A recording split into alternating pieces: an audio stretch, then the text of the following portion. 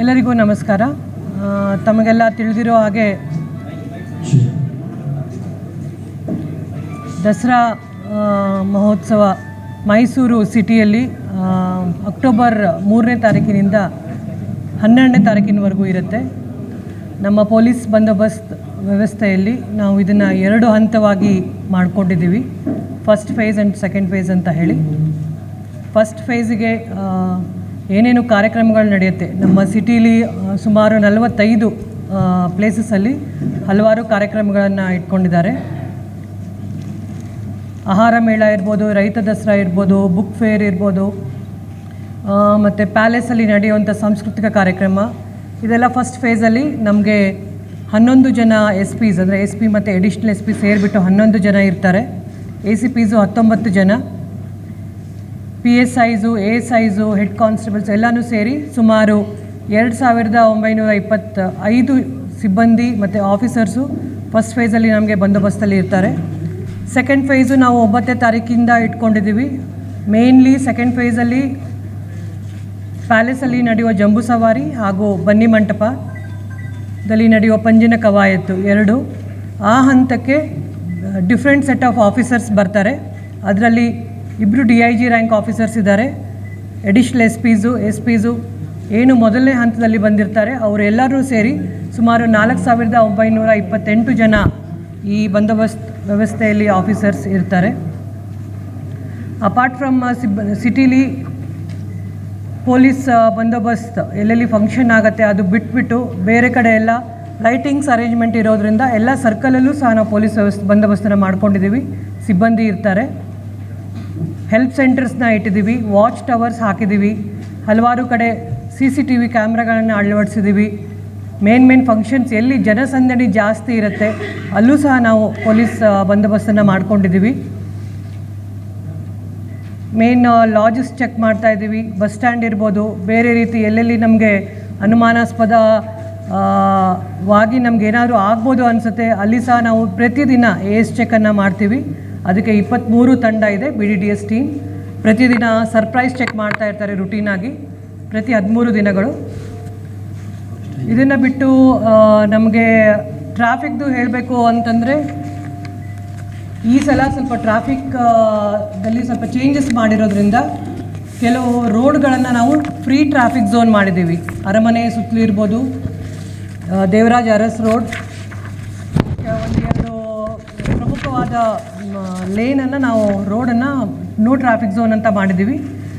ಅದಕ್ಕೆ ಅನುಗುಣವಾಗಿ ಟ್ರಾಫಿಕ್ಕನ್ನು ಡೈವರ್ಟ್ ಮಾಡಿದ್ದೀವಿ. ಮತ್ತು clockwise anticlockwise ಟ್ರಾಫಿಕ್ಕಿಗೆ ಇಟ್ಕೊಂಡಿದ್ದೀವಿ. ಸೊ ಯಾರಿಗೆ ತೊಂದರೆ ಆಗಬಾರ್ದು ಅಂತ ಹೇಳಿ ಅದ್ರ ಸಲುವಾಗಿ ನಾವು ಸಪ್ರೇಟ್ ನೋಟಿಫಿಕೇಷನನ್ನು ಹೊರಡಿಸ್ತೀವಿ. ಎಲ್ಲಿ ಯಾವ ಬಸ್ಸು ಅಲೋ ಇಲ್ಲ, KSRTC ಬಸ್ ಇರ್ಬೋದು ಅಥವಾ ಪ್ರೈವೇಟ್ ಬಸ್ಸಸ್ ಇರ್ಬೋದು, ಗ್ರಾಮೀಣದಿಂದ ಬರುವಂಥ ಬಸ್ಸಸ್ ಇರ್ಬೋದು, ಅದರ ರೂಟ್ ಚೇಂಜ್ ಏನಿದೆ ಅದನ್ನು ನಾವು ನಿಮಗೆ ನೋಟಿಫಿಕೇಷನ್ ಮುಖಾಂತರ ತಿಳಿಸ್ತೀವಿ. ಸೇಮ್ ಥಿಂಗ್ ನಮಗೆ striking force 33 KSRP striking force ಬರುತ್ತೆ, ಗರುಡ ಫೋರ್ಸ್ ಇರುತ್ತೆ, ನಮ್ಮ ಕಮಾಂಡೋ ಟೀಮ್ ಇರುತ್ತೆ, ಮತ್ತು ಕಮಾಂಡ್ ಸೆಂಟರ್ ವೆಹಿಕಲು ಸಹ ಇರುತ್ತೆ.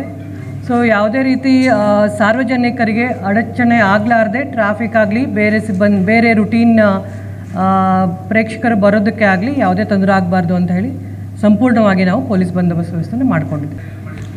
ಬೇರೆ ಕಡೆ 3 ದೇವರಾಜ್ ಅರಸ್ ರೋಡ್ ಮಾಡಿದ್ದೀವಿ, ಮತ್ತು ಪುರಂದರ ರಸ್ತೆ, BN ರಸ್ತೆ ಮತ್ತು ಪ್ಯಾಲೇಸ್ ಸುತ್ತಲೂ ಅದ್ರದ್ದು ನೋಟಿಫಿಕೇಷನ್ ಸಪ್ರೇಟಾಗಿ ಕೊಡ್ತೀವಿ ನಿಮಗೆ. ಎಲ್ಲಿ ರೋಡ್ ಬ್ಲಾಕ್ ಆಗಿದೆ, ಎಲ್ಲಿ ಆ್ಯಂಟಿ ಕ್ಲಾಕ್ ವೈಸ್ ಇದೆ, ಎಲ್ಲಿ ಬಸ್ಸು ಅಲೋ ಇಲ್ಲ, ಪಾರ್ಕಿಂಗ್ ಅಲೋ ಇಲ್ಲ, ಅದನ್ನೆಲ್ಲ ನಿಮಗೆ ಡೀಟೇಲ್ ಆಗಿ ಒಂದು ನೋಟಿಫಿಕೇಷನ್ ಹೊರಡಿಸ್ತೀವಿ.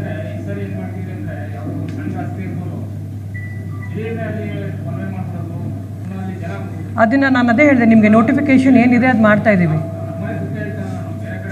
ಓಕೆ ಓಕೆ ಜನರಿಗೆ ತೊಂದರೆ ಆಗಲಾರ್ದಂಗೆ ವ್ಯವಸ್ಥೆ ಮಾಡ್ತೀವಿ.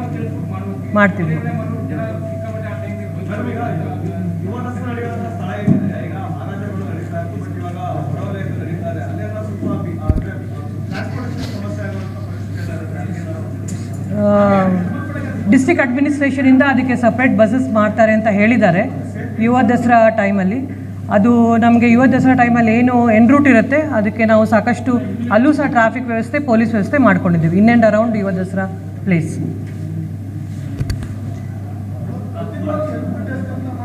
ಹೌದು, ಈ ಸಲನೂ ಮಾಡ್ತಾ ಇದ್ದೀವಿ.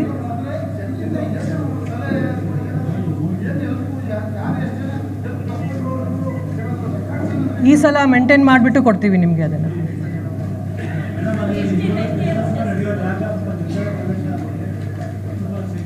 ಹೌದು ಹೌದು, ನಮ್ಮ ಪಾರ್ಟು ಮತ್ತು ಜಿಲ್ಲೆಯಲ್ಲಿ ಏನು ಬರುತ್ತೆ ಮೈಸೂರು ಜಿಲ್ಲೆಯಲ್ಲಿ ಅದನ್ನು ಸೇರಿಬಿಟ್ಟು ಜೊತೆಯಾಗಿ ಮಾಡ್ತಾಯಿದ್ದೀವಿ. ಅದು ಲಿಸ್ಟ್ ಕೊಡ್ತೀವಿ ನಿಮಗೆ, ಎವ್ರಿಥಿಂಗ್ ಪೇಪರಲ್ಲಿ ಹಾಕಿ ಕೊಡ್ತೀವಿ.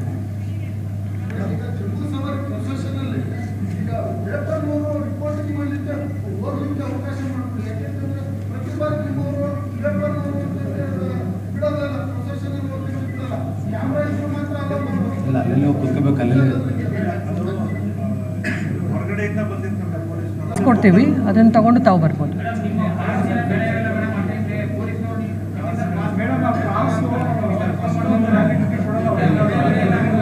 ಆಯಿತು, ಇದು ಆಮೇಲೆ ಡಿಸ್ಕಸ್ ಮಾಡಿ. ಆಯ್ತು, ಹೇಳ್ತೀನಿ. ಬ್ರೀಫಿಂಗಲ್ಲಿ ಹೇಳ್ತೀವಿ. ಅಲ್ಲ, ಬ್ರೀಫಿಂಗಲ್ಲಿ ಹೇಳ್ತೀವಿ ಸರಿ. ಆಯ್ತು, ಬ್ರೀಫ್ ಮಾಡ್ತೀವಿ. ಬ್ರೀಫಿಂಗ್ ಹೇಳ್ತೀವಿ. ಲೋಕಲ್ ಆಫೀಸರ್ಗೆ ಹಾಕ್ಬಿಟ್ಟು ಬ್ರೀಫ್ ಮಾಡೋಕ್ಕೆ ಹೇಳ್ತೀವಿ.